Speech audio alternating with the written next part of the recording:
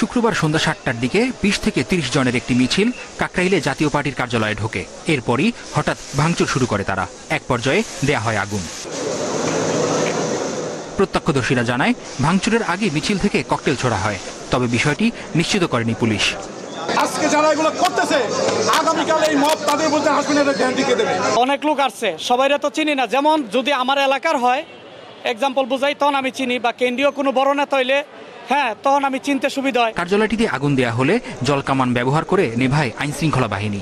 জাতীয় পার্টির নেতাদের অভিযোগ, সশস্ত্র ব্যক্তিরা দলের কর্মীদের উপর হামলা চালায়। স্পেশাল ফোর্স আসছে জলকামান সহ, তাদের উপরে ৪-৫টি হাত বোমা নিক্ষেপ করে।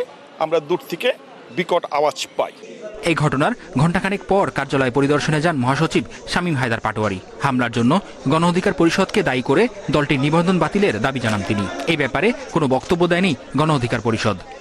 এই মবে কারা কারা জড়িত তাদেরকে চিহ্নিত করা, তাদেরকে অ্যারেস্ট করা, ২৪ ঘন্টার মধ্যে এই মবের যারা মূল সন্ত্রাসী তাদেরকে যদি অ্যারেস্ট করা না হয় তাহলে আমরা দেশব্যাপী দুর্বল আন্দোলন করব।